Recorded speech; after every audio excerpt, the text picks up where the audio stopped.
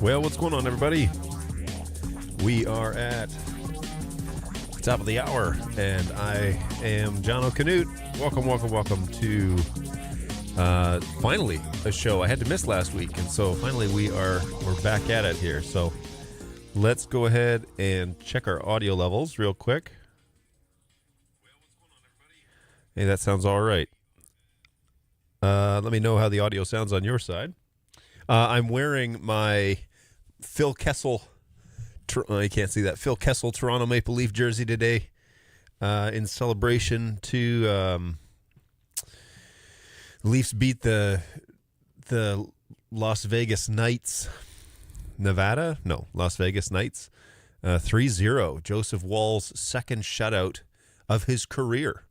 And so that was a big deal. There was a lot of controversial hits and a fair bit of fighting that was also a part of the game yesterday. But we won 3-0, and that's pretty exciting. And I don't normally wear my jersey. But the other thing about the Toronto Maple Leaf jersey, so we live in Tennessee now, there is a wear your favorite sports team gear day going on at my kids' and / wife's elementary school. Oh, my wife teaches there. She doesn't attend there as a student. And so that would be very creepy. So they're all wearing sports apparel, and all of them chose Toronto Maple Leaf gear. So that's pretty cool. We had to find a sweater for my daughter because we don't have a jersey her size yet. But my wife's wearing one of my jerseys, the white one that I have that has no name on the back of it.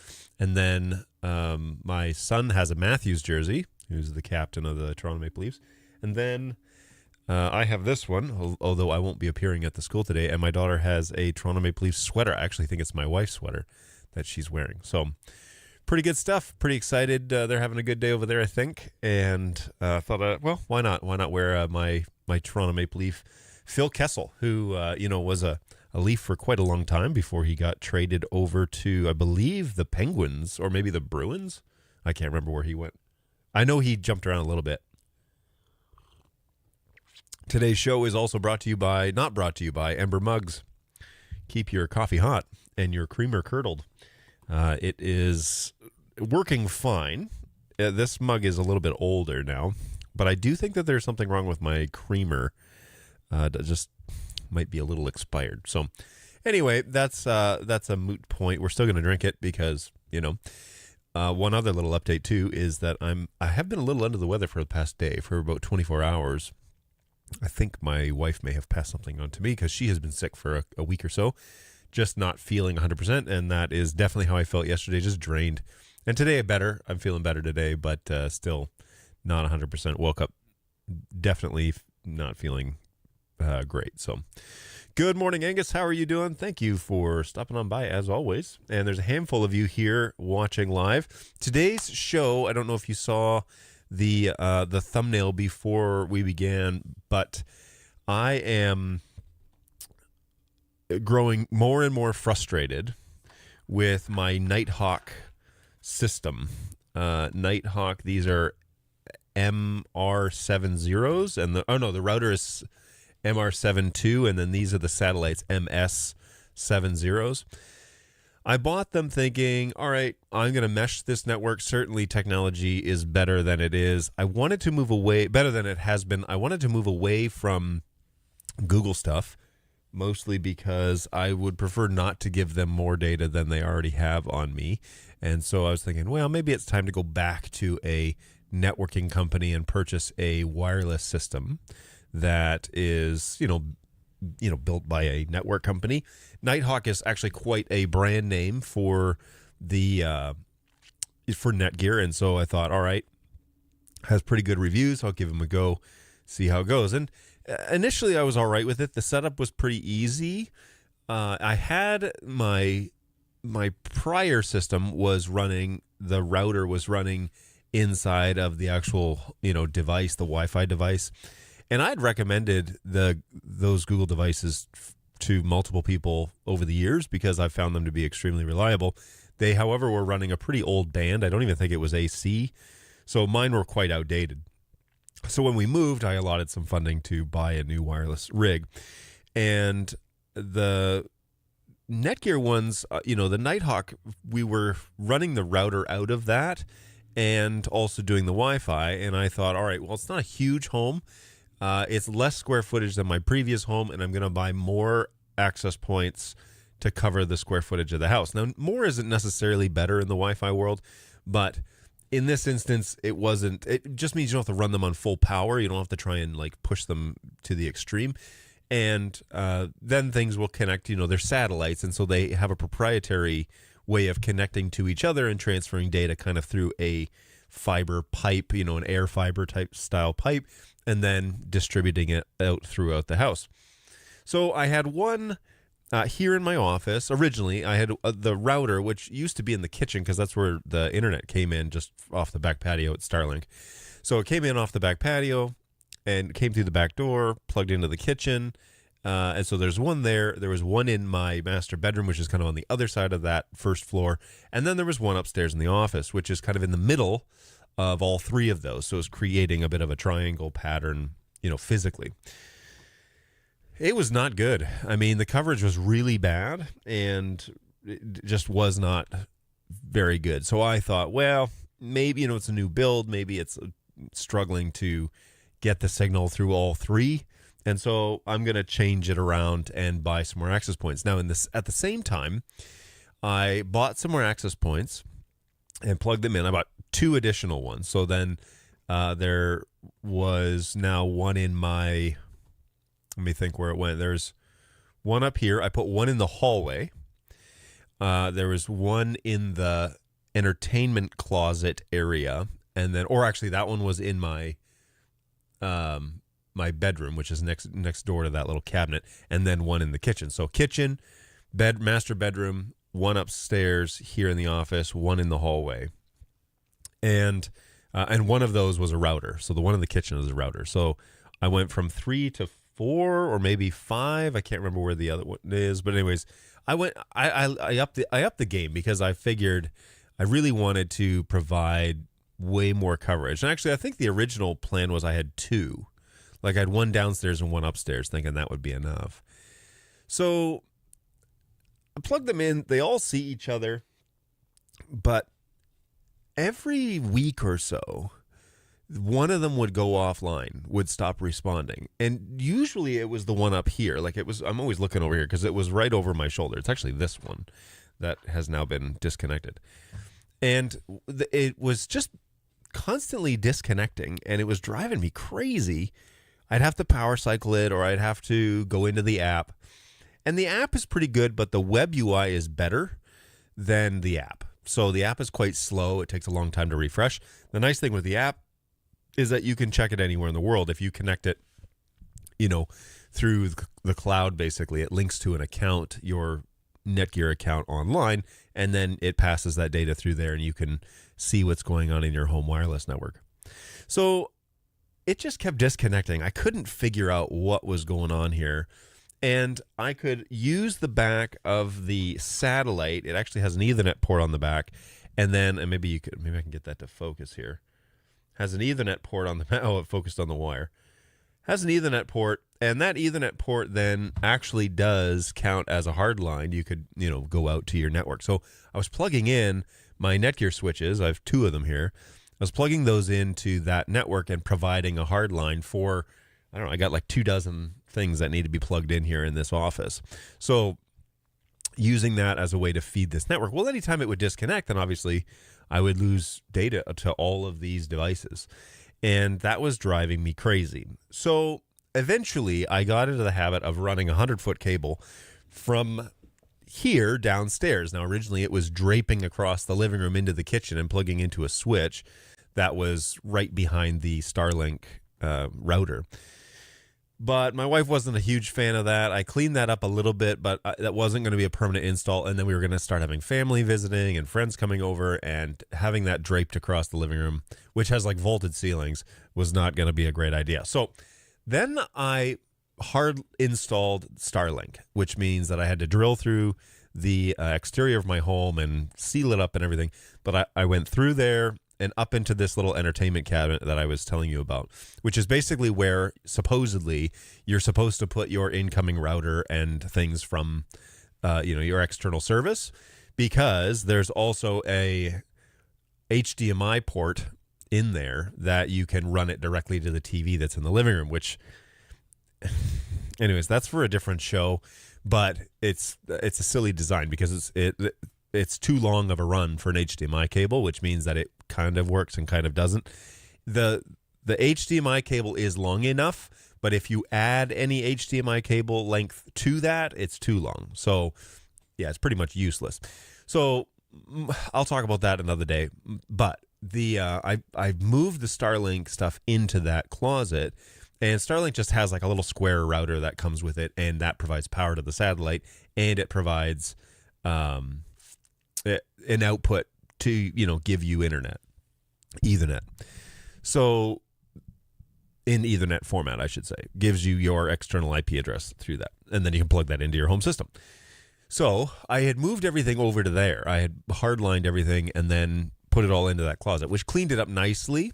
But that meant I had to run an Ethernet cord from my switches right here across this room, down the hallway, which is a balcony, and then kind of over the balcony and around the corner into this little closet. And that has been that way for about 2 months, maybe a little less, but probably at least 6 weeks, maybe 2 months.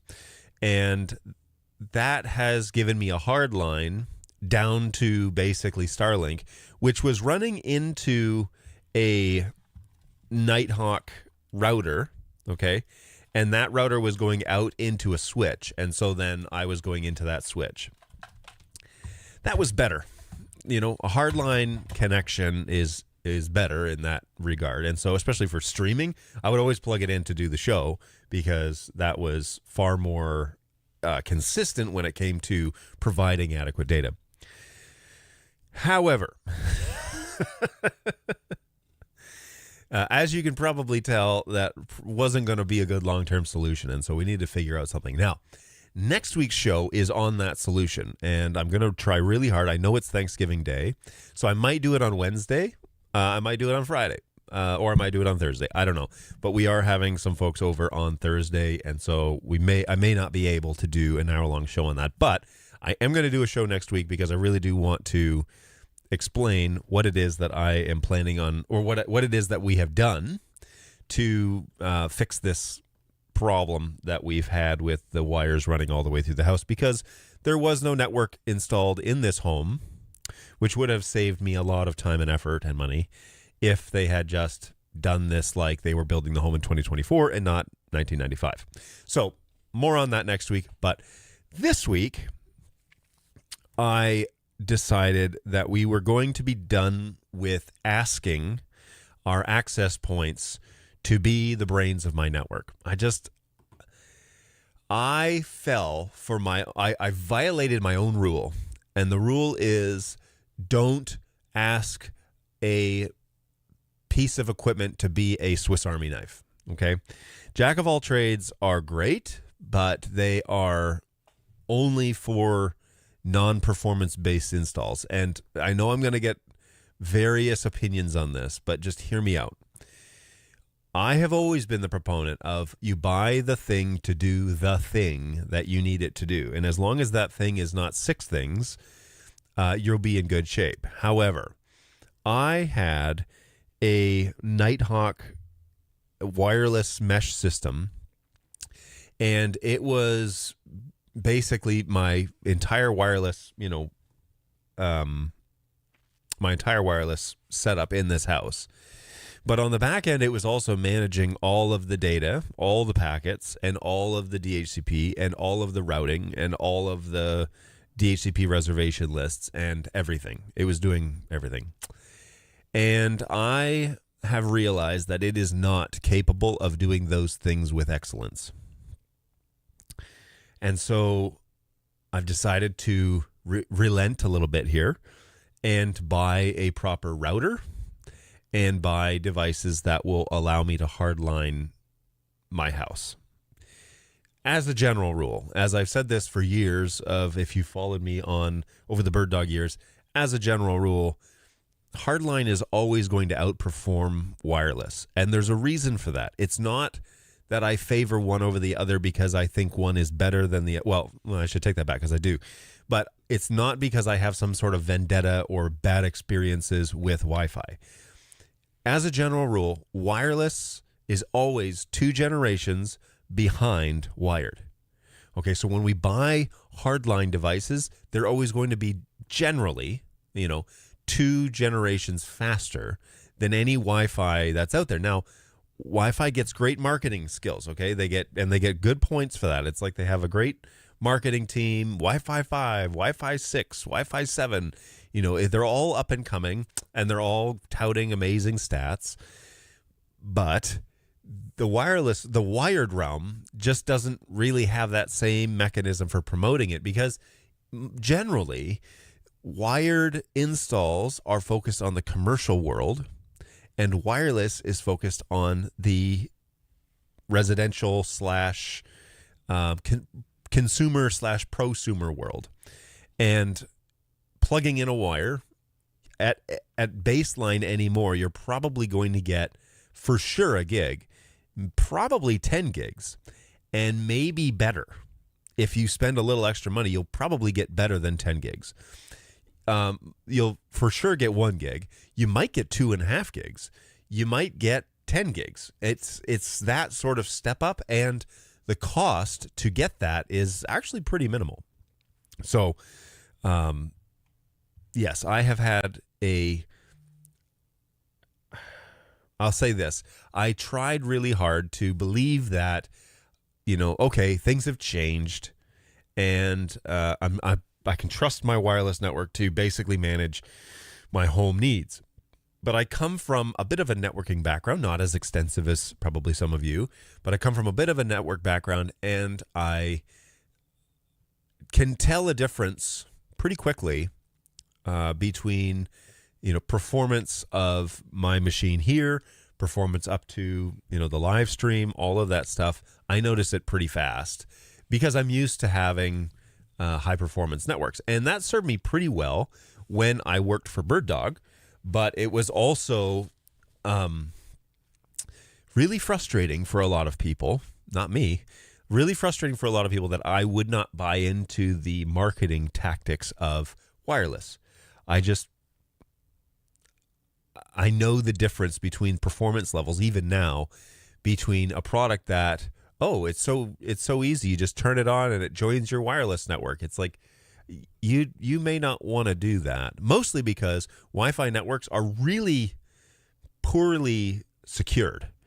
And if anything, you could just have an attack on your wireless SSID, which would interrupt things like video flow or audio.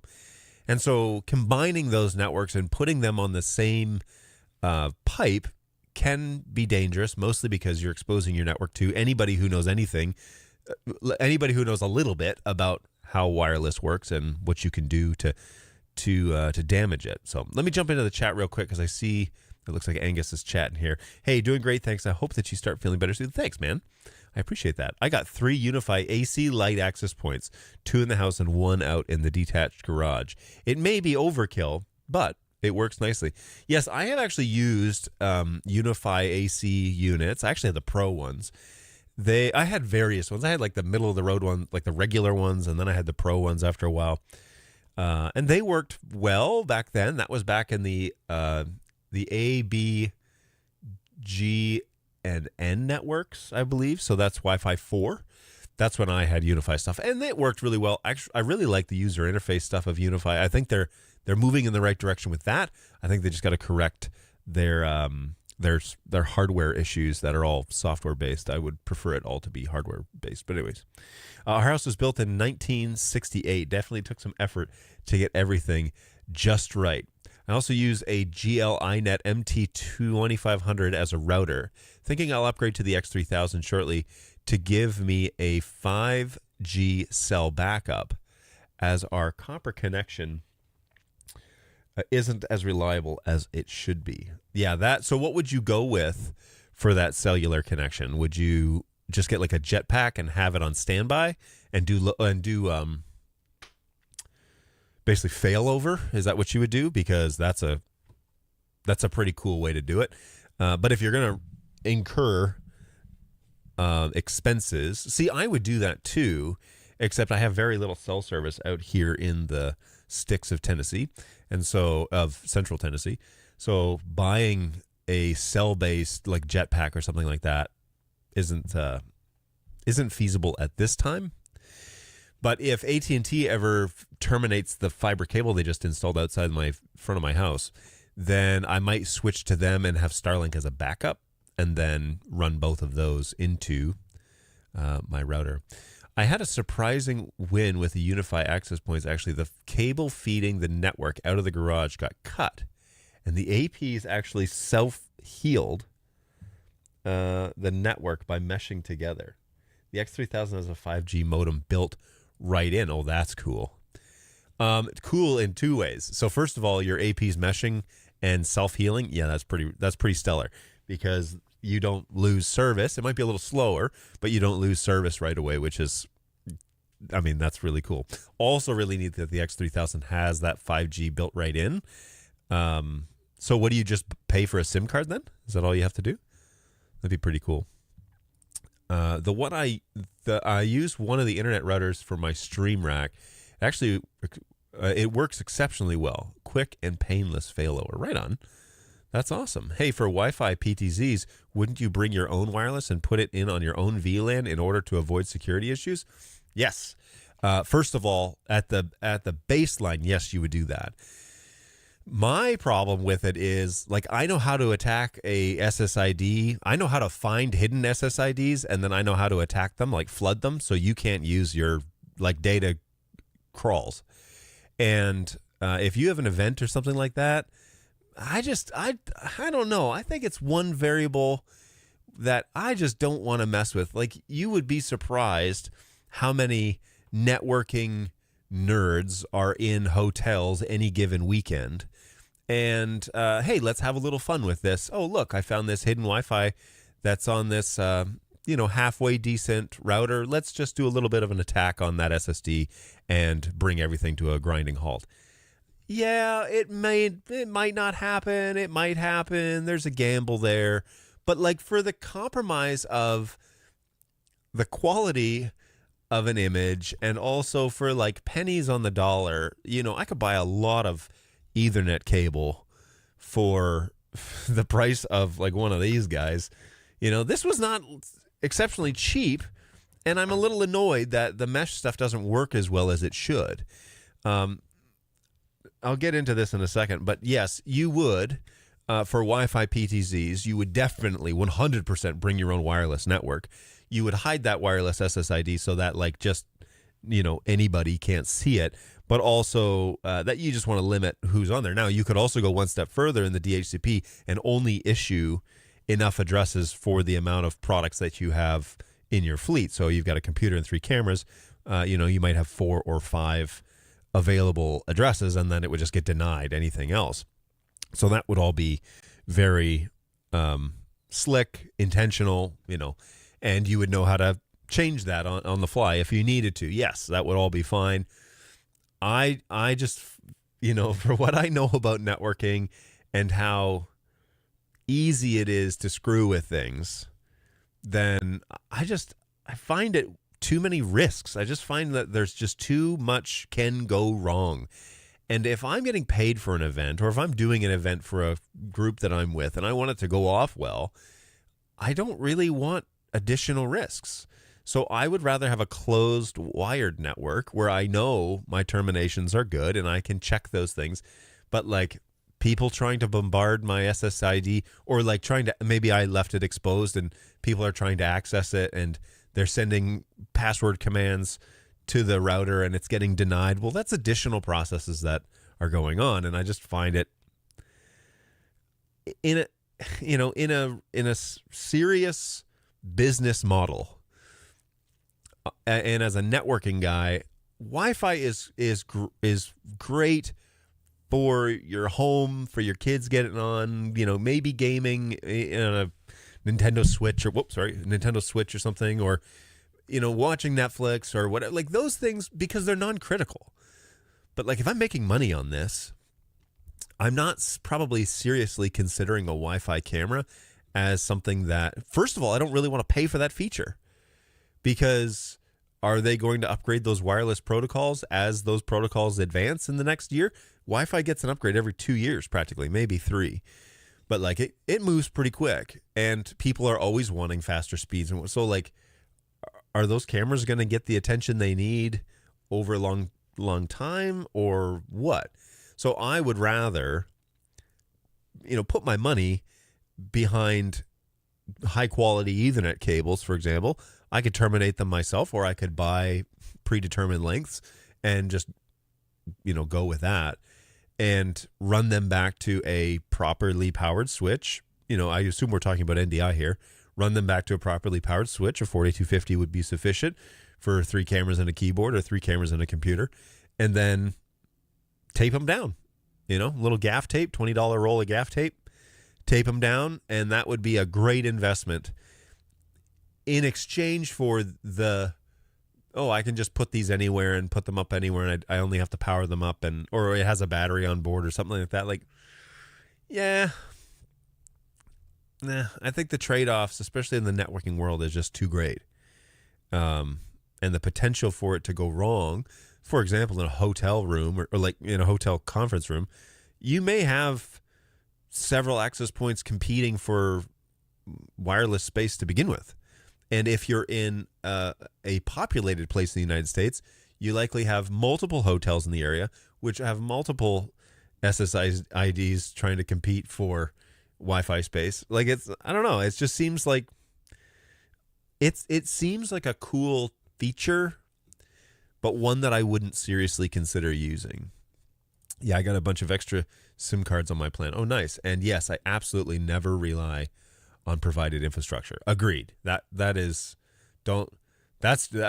way too risky to go in and be like, hey, let's plug into your hotel DHCP. And like, no, hard pass. It's been a while since I chatted with you. I can't use wires for some cameras, at least one at a wedding.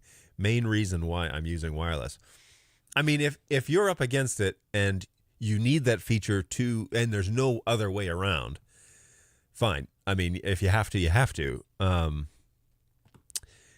And at a wedding, you're probably not going to have too many people trying to bombard your SSID. I would strongly recommend at least hiding it if that is how you're operating. And I would recommend hardlining your multiple access points that can broadcast the same SSID. That at least guarantees you the fastest you're going to get. Don't mesh units. This is a mesh unit. Don't use that and then expect your wireless connections to work seamlessly, mostly because those radios will switch and they'll need a few frames to do that, and you'll get a dropped image on a wedding. That's not a good idea.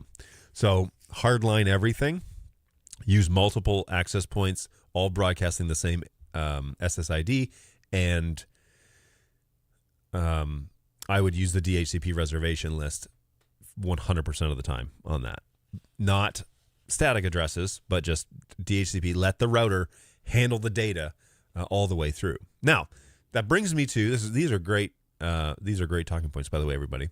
All that being said, I will plug my X3000's WAN port into venue provided networks when they're available. But if they're capped, then needless to say, then I'll unplug it and go back to 5G. So I'm assuming that X3000 will have load balancing, right? So, or will have failover. So if you plug it into that system and then you could run multiple WANs. So you could have the 5G as your failover and just run it when needed. But that's a great little segue to what I want to talk about. So I didn't go out. Amazon delivered this.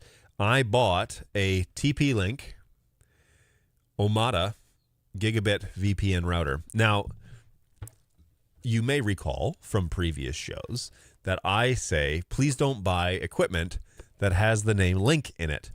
This is the one exception to that rule. And the reason is because I've used these before in the past. So the one exception to the rule, the don't buy devices that have Link in the name, which is kind of a joke, but also I'm a little bit serious. Mostly Linksys. But anyways, for your high performance network, don't do that. However, when you are building out your network, you buy the thing to do the thing you need the thing to do. And in this instance, this is only a router. That's what this is. Now, it has a VPN function, which some routers do, some routers don't. If you wanted to connect multiple sites to your main site, so if I wanted my home network in Brentwood, where our soundstage is, I could buy another one of these units and link them over IPsec. But this unit takes the burden off of my NightHawk Netgear wireless system, the MR70s, and now runs my DHCP from a dedicated unit. It has the option for multiple WAN ports and the option for multiple LAN ports. And I'll talk briefly about that in a minute, but this was a joke. Segui? Yes, I know. It's a good segue. No, I know. I'm just messing around. So I bought an actual legit router, and I promise you, I plugged this thing in on Tuesday afternoon and fired it up and configured it how I wanted it, and it is so much faster than the NightHawk Netgear interface. it is. It's hard for me to really like encapsulate the difference, the experience. Just even using the interface itself is night and day between being able to get in, add devices to the reservation list, being able to see all my devices, being able to watch it update in real time. So like if I plug in a device, it appears in the list right away. Whereas previously, it would take a good minute and a half to refresh things. And that's just because I actually think the NightHawk units are running off of some sort of Raspberry Pi unit, because there's, first of all, it feels like it's a single board inside. There's very little of anything going on, and it just doesn't really feel like there's much happening in there. So I suspect it's a very lightweight unit, and that it is running off some sort of Linux, Raspberry Pi platform to boot the OS. So I went out and I purchased TP-LINK, this gigabit VPN router, and it is now running my DHCP and my reservation list. Now, I really like how easy it is to set this thing up. If you're a network person at all, it's basic. It's very basic, straightforward. You punch in the type of network, what your addresses are going to be, and kind of get it going. Now, I'm going to log in here and show you the LAN side of things. The WAN basically just gets set up all on its own. Like you plug it in and it auto identifies. There is a dedicated WAN port on it.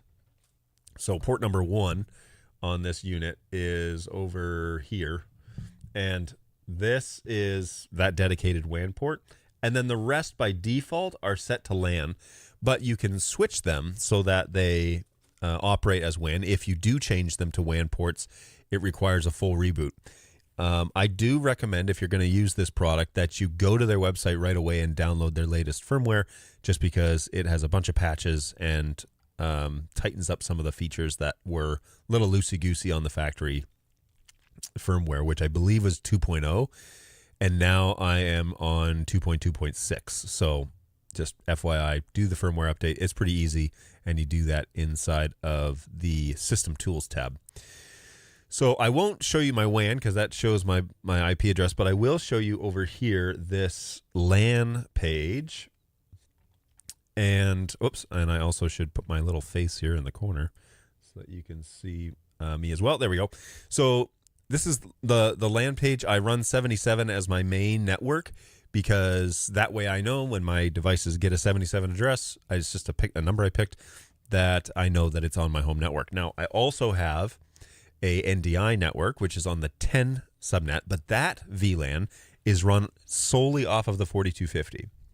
So the 4250 brings in the 77 network, and then it has several ports on there that are just for the data network itself, which is 77, and then it runs its own DHCP and its own VLAN on several of the ports locally on that 4250. So why would one do that? Well, it's to keep everything separate, and it allows the layer 3 stuff of the 4250 to manage the NDI profile, and then it allows my home network, now the TP-LINK unit, to handle all of the 77 routing stuff. And it is, like I said, it's much faster. I turned the NightHawk units into basically access points only, and that has been a problem. I'll get into that in a few minutes, but I turned them into access point only, and then they're just doing Wi-Fi transmission and password allow. So do you have the proper SSID password? And if you do, you're allowed on the network. But then this unit issues the IP addresses. So it's a very straightforward unit, pretty much ready to go. You just need to specify what your network address listing is going to be. And then here's a bunch of my devices that are just on my DHCP client list. Now, some of these have permanent addresses. Okay, so this computer, for example, gets 45. And you can check all of those permanent addresses here on that reservation list. So these are all my reserved addresses so far. I haven't got everything basically back to the way that it was before. But saving addresses on here is so stinking fast compared to what it was like before. So I believe this unit is my I have a Canon scanner in here, like a high capacity, high speed scanner, and it connects via wireless and saves to a folder on my original computer. Actually, the computer that I'm looking at right now, it saves to that original PC into a folder. So when I scan things in, bills and whatever, it basically goes directly there. So I think that's that one, but that was the last one that got added most recently. So that's why the lease time is the highest it is. But I'll tell you this, I have yet to really have any sort of network problems since this. Since I got this router going, I haven't needed to do any sort of refresh or any sort of restart or nothing. It's just worked rock solid the whole time. And that's exactly what I wanted out of this, is I just wanted this thing to work, not give me any more grief about issuing IP addresses or units falling off the network or satellites crashing or anything like that. And honestly, the Wi-Fi units were trying to do that. We're trying to do it all. And it just wasn't a great situation. And so now that I have this, I can see the client list. Like I said, look at this. It refreshes really fast. If I click refresh, boom, refreshes really quickly. Look, and you can see the seconds change. 26, 22, 21, 20. It's all live, and it's all really fast. So I love that. I think that that's the way that it should be, because if you are running kind of like an all-in-one unit, then that becomes very clunky, especially if it's not a very good or high-powered unit that doesn't have enough brain power to handle what it is. That's why you buy one thing to do the thing you need it to do. And so in this instance, I bought a router to actually do the routing stuff. Hey, here's a useful tool for temporary Wi-Fi use at an event. Central Control Connect gives you a low-latency WebRTC stream from any NDI source. Super handy for leveling NDI cameras during setup. Oh, that's cool. And then I just use my iPad to level my PTZs. Oh, that reminds me, the GIGL stuff all has tail scale clients built in, as well as WiredGuard servers and clients. Oh, that's cool. Makes for a really nice remote management ability. So that is cool. I love that. Hey, are you still using Unify hardware, or did you decide to change it out? So I don't have any Unify hardware anymore. I am running a couple of unmanaged Netgear switches. One up here. Oh, actually, this one's managed. This is a layer 2 managed switch. And then there's a 4250 that's running any NDI stuff. So any connections to computers is running through that switch over on the NDI network. So this camera, for example, gets converted into NDI and then comes across the wire that way and into vMix here on my main machine.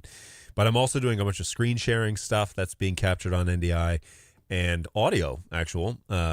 So VLC, for example, will output audio and video via NDI. So my playlist for my beginning and ending music is actually coming across via NDI audio, and that's just an audio channel that comes through.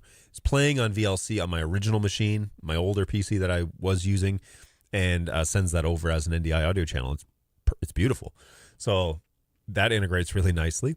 So yeah, I'm using that's mostly my rig. Now I realize Zach may also be asking Angus about this. So Angus says, GL, I also use Central Control Connect to use my iPad as a multi-viewer, and in best practice fashion, I didn't rely on it in a mission critical fashion. As best practice fashion, I didn't rely on it as a mission critical piece being on Wi-Fi. That's advisable. I think you're doing it correctly, mostly just because I just don't trust the Wi-Fi world to handle mission critical stuff unless, for example, UNUTV, he doesn't have an option for one of his cameras, and so he has to use, as long as that camera is not mission critical, then I think it's fine. If it's a crowd shot or a secondary shot or a over the shoulder from the stage or something like that, I don't really have any issue with that other than certainly would not want that to be cam 1 or cam 2 or 3 for that matter.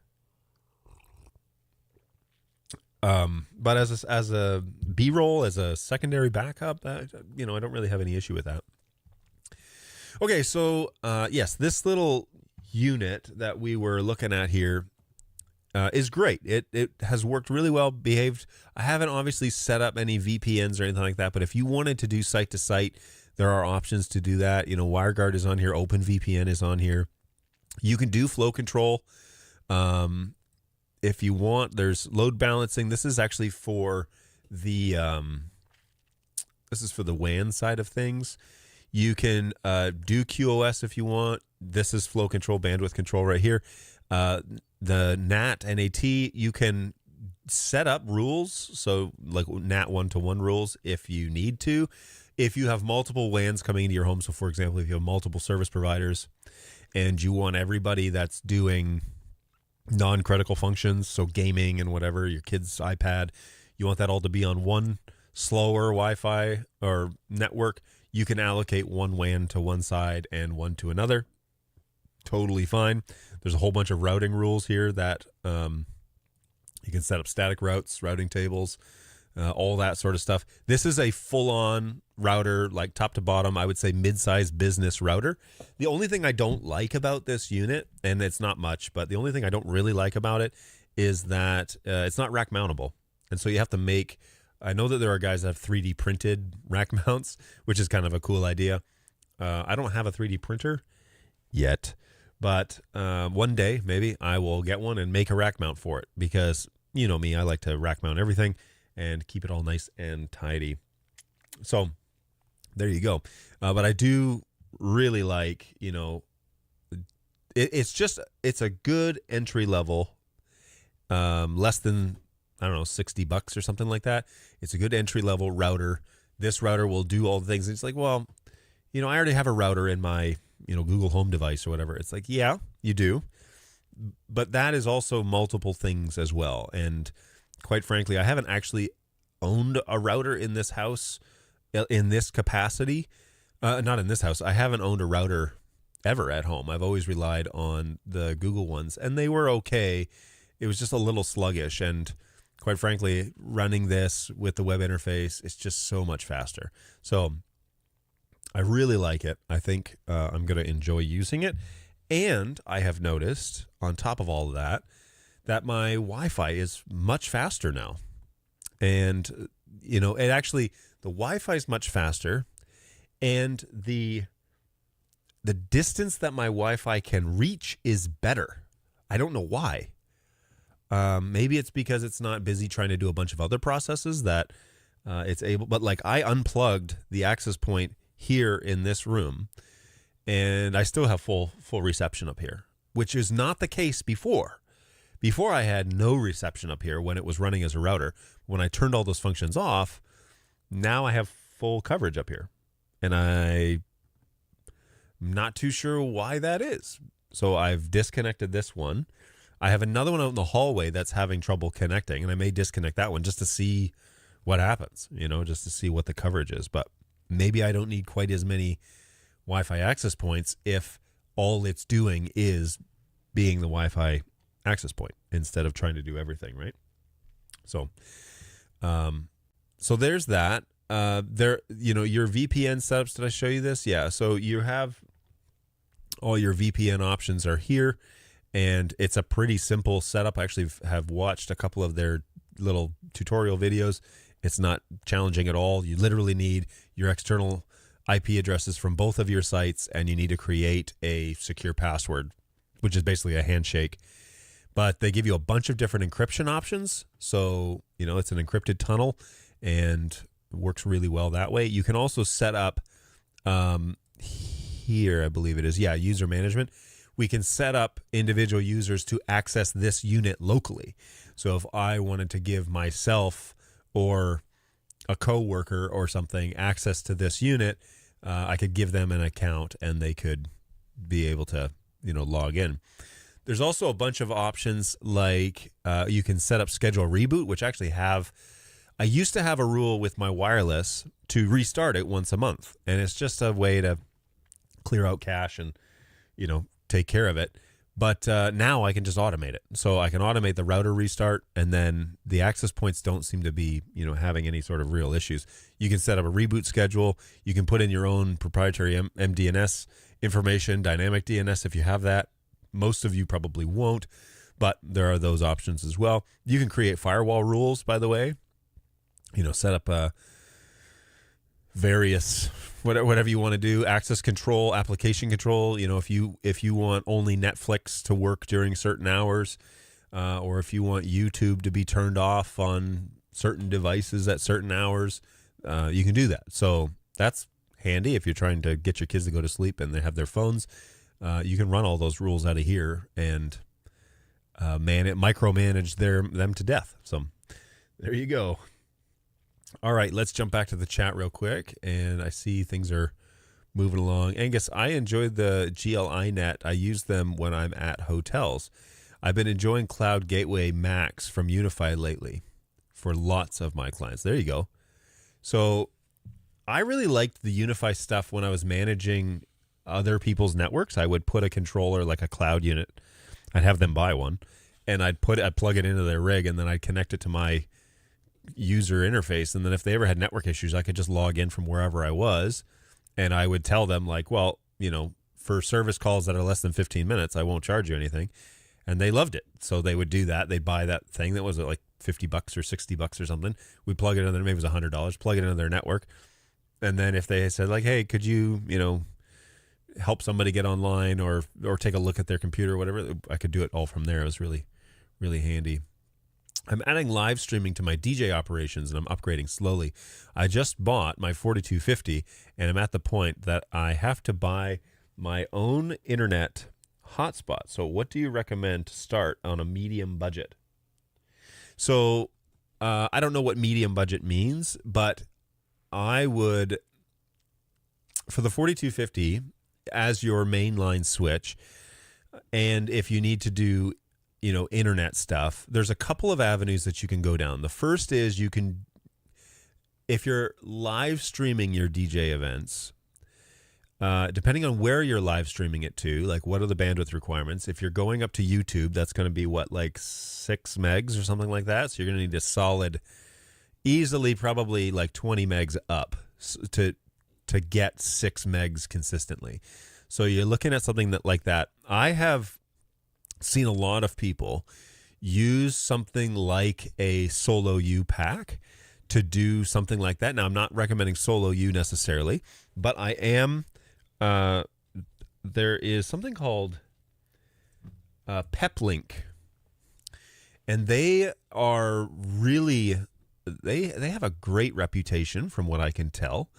They have the ability to do multiple SIM cards or multiple WANs to make a combined stream. So instead of this, TP-Link stuff, instead of this, that does load balancing or does round robin or does failover, this creates a pipe that allows you to take in whatever you can and create your stream out of that. So if you have SIM cards connected, but then your venue also has the ability to give you a connection to the internet, a WAN connection, even just a connection to their network, you can plug each of those in, and it will create basically a unified pipeline that goes up. So it generates the best it can.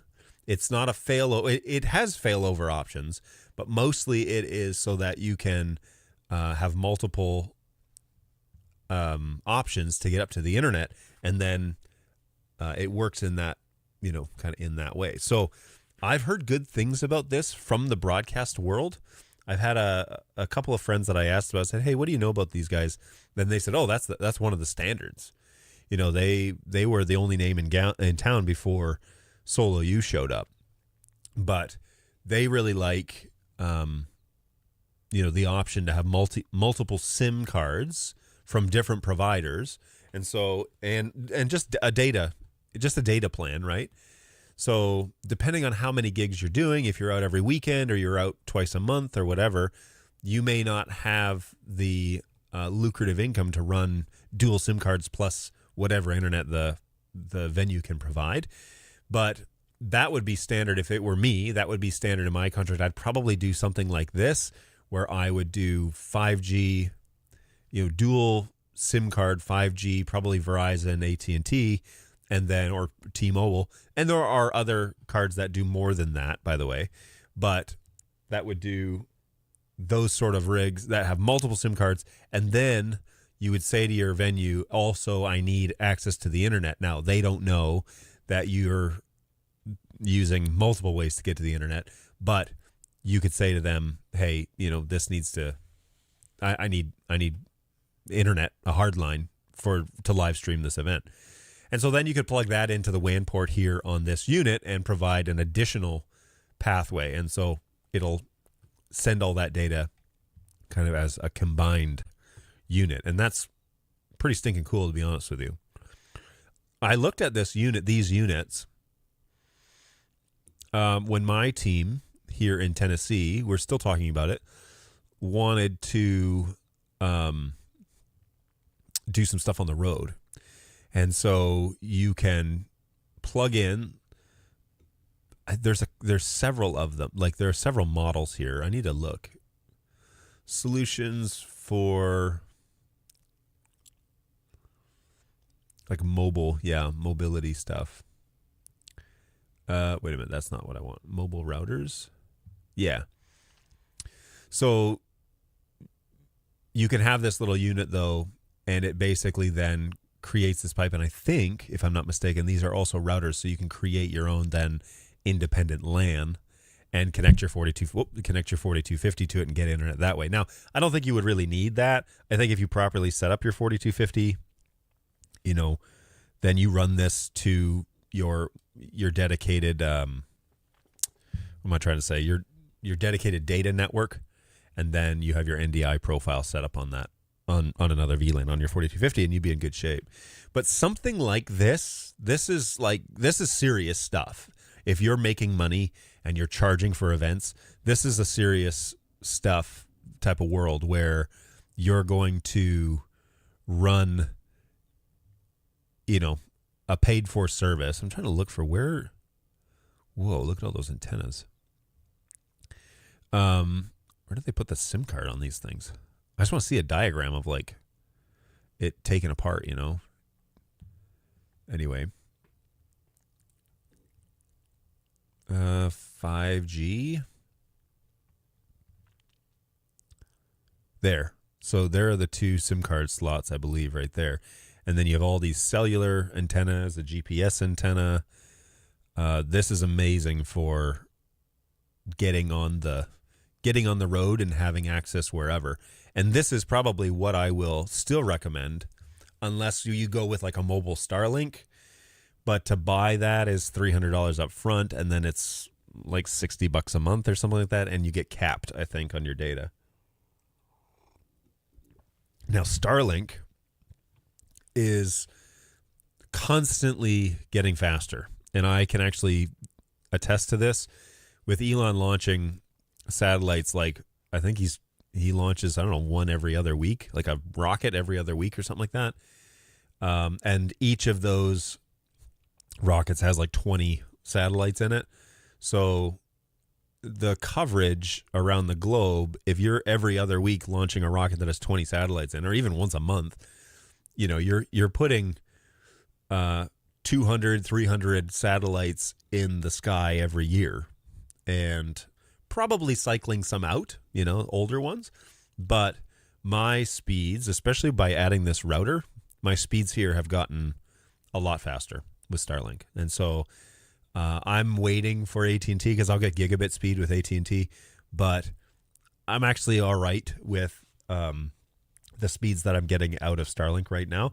And it's been better over the past couple of weeks. Starlink has actually been a little bit more consistent. So I would give this a serious consideration, something like this, a PEP-Link unit, because I think that they are reputable and definitely, what's going on here?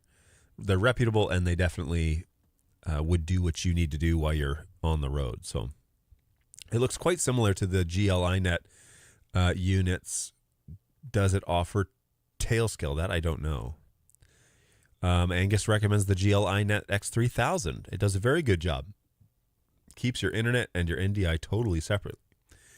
I can happily recommend Live Use Solo, especially when you use it with an X3000. I've also heard good things about PepLink, but I've never used them in the wild. I've heard a lot of people recommend PepLink, like more than I expected. So I'll put it that way. I did a stream the other day with 2 5Gs and 1 4G connection in my live view. It worked like a charm. Cradlepoint is also a good option too. Ooh, I don't know that one. So I should sell this PepLink Balance 20X and get a 5G module, but I thought it was too old. I finally saw a Starlink train a few weeks ago. Oh, really? That's cool. I still have yet to see it. 20 to 25 satellites, one appearing every 5 seconds. It was really neat. You haven't dropped out yet this morning, and that's great. Okay, so that, I think, that is because I'm hardlined now, all the way down to the router. And so more on that next week. I'm very excited. And you can see what I'm going to talk about on my channel. It says upcoming, the show. But this week we're talking about why it's important to have a real router in your network setup, not only at your business, but also at home. And if anybody needs help with that, I'm happy to assist you. I'm even, I can be hired to do these things. That's no problem. But I'm not here to make a sales pitch. I'm recommending, though, that you get a router for your home that is just a router. And what's really neat about these routers is they come packed with a lot of tools that help you stay safe on the internet as well. And so you can set up packet filters. You can do deep packet inspections on these. And those are all tools to help you understand what's happening on your network and how to keep it safe. Did you see the BirdDog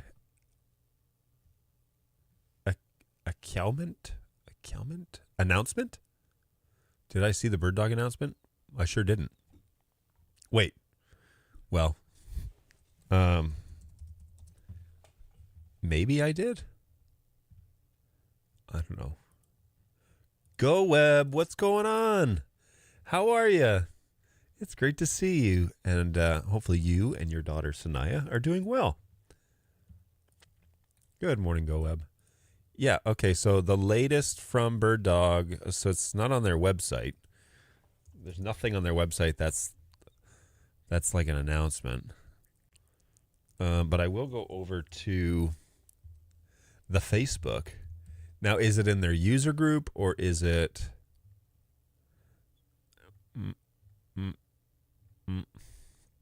Okay, I don't see it in their user group. Is it on their Facebook page? BirdDog. Wait.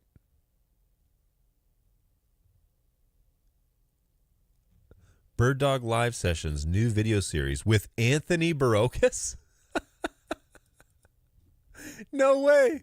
Is that what you're asking? The launch of BirdDog Live Sessions, a brand new live video series where we're exploring everything BirdDog, hosted by the amazing Anthony Barocas. The series is your go-to destination, exclusive insights. That is funny. Wow. I didn't see that. Okay. That is very interesting. I know Anthony.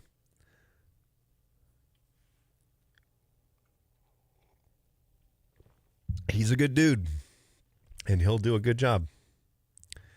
That's great.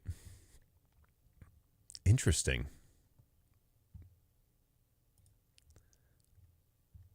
All right. Well, there's an interesting development. So I'm happy they're doing it because they definitely needed to be consistently online. I think that was something we discovered long ago. The live one that Dan did was fraught with challenges, but it was good. He said it was going to be like a regular thing, and then he only did one. So I don't know what happened there. But anyway, that's a shame. It's a shame that it's not Dan, because I think Dan is the right guy to do it. But maybe he just doesn't have the capacity to do it, like in terms of time or ability or desire. One of those things. So, but Anthony will do a great job, and he has done things. He is a technical reviewer for what was the company he was with? I don't know if that makes him a BirdDog employee or not, but that's fascinating. Yeah,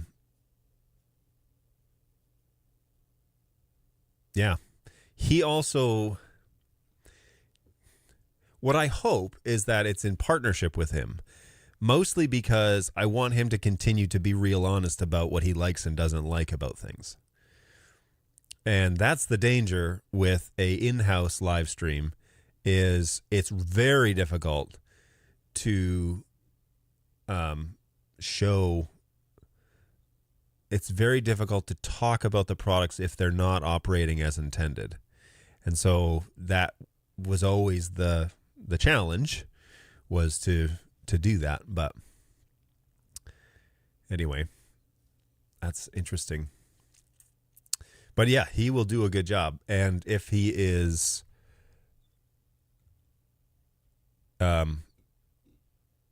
he's probably paid by BirdDog to do them, but whether or not he can, if he's still independent, that will be the question. So that one is on the 26th, which I believe is Tuesday, is it not?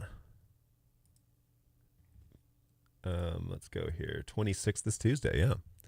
So at 3 p.m. Central Standard, is that what that is? So 3 p.m., okay. That is his normal time slot. Like, that's Anthony's time slot that he normally goes live, I think. So, fascinating. Hey, so I'm wondering about the Wi-Fi receiver, an option for the new X4. It is dedicated to receiving signal from the cam. Yes. So as I understand it, it has they sell a proprietary receiver, and then I believe they're paired together. But I still think it's Wi-Fi. I don't think it's like MIMO or anything, but maybe it is. But and an HX stream is not that heavy. Now, can you run multiples on there? I don't know. Or can you only have one per camera? I don't know that information. It may prevent the security issues that you spoke on, but not sure about coverage. Yeah. They claim like 70 feet or something like that, don't they? So how about a watch party? Yeah, maybe. Yeah, that might be fun. That might be, maybe not. Maybe I shouldn't do that because, yeah, maybe not. All good.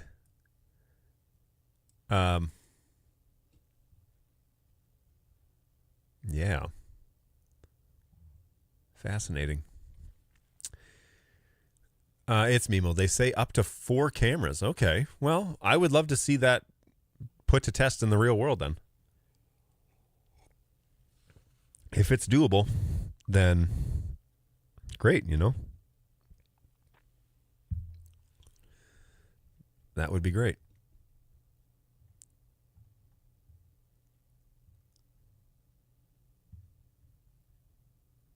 up to 4.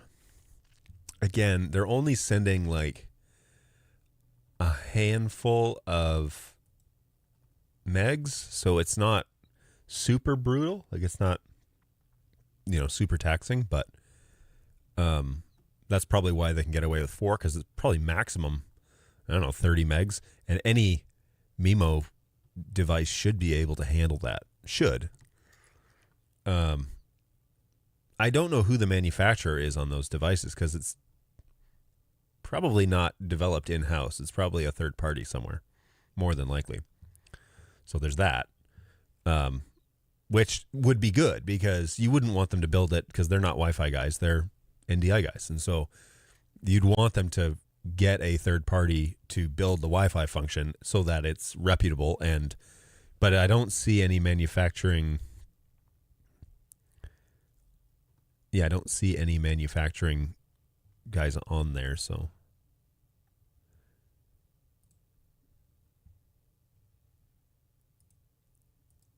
cool.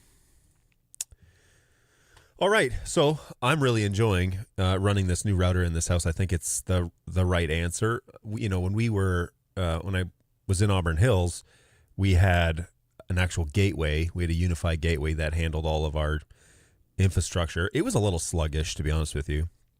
And then we had unified switches throughout, and I was trying to get all over to 4250s and to buy a secondary router. I had a couple of these at the BirdDog office, which is why I bought this one, because I already had experience with it.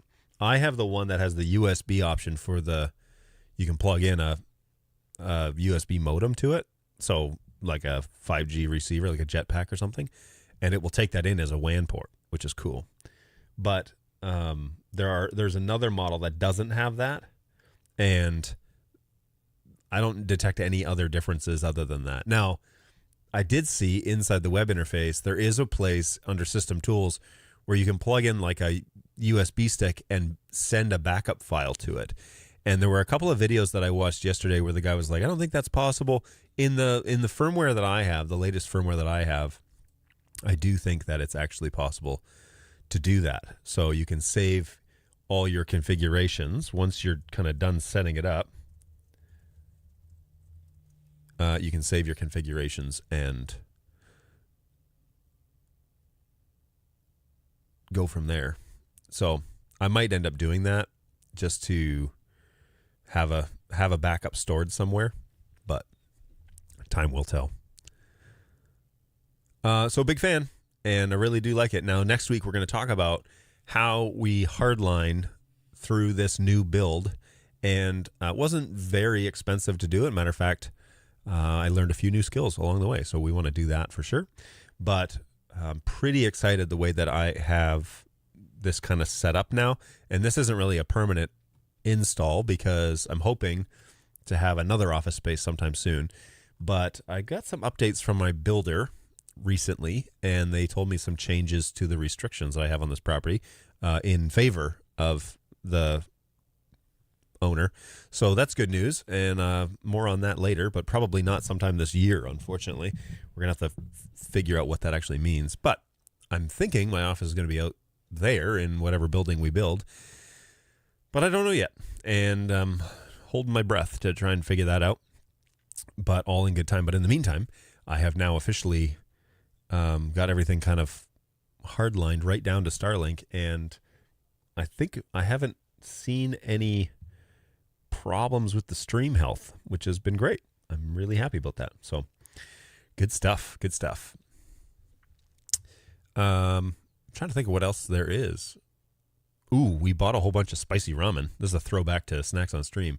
Bought a bunch of spicy ramen, and so my wife and I had some of that this weekend, and maybe I'll have that on the stream sometime soon. So maybe not next week, because it's Thanksgiving and there's going to be way too much food in this house, but quite possibly in the future I might bring that back. So stay tuned. Awesome. I don't see anything else in the chat that is pressing, and we are officially over the we're just approaching the 1.5 hour mark with the run up with the pre-show and everything. So I am going to sign off. Thank you so much, everybody, for coming on by and chatting with me. I really appreciate it. Join me next week. We talk about some more networking tools that I have purchased and I'm pretty excited about that work really well. and so far are working really well, but also some skills that I had to learn in order to do all that. So really excited to share that with you, and I hope that you'll join me again next week. Which spicy ramen did I get? I got the quattro cheese is on its way. The carbonaro, the pink bag, that is here, and the corn one is the one that I had on Saturday, and it was great. So it's not too spicy, but it's it's a good one. So have a great day, everybody. Thank you so much for coming along, and we will see you guys next week right here on YouTube and over on Twitch. Take care of yourselves, take care of each other, and we will see you all hopefully in about a week's time. So take it easy, guys. Thanks so much. Bye.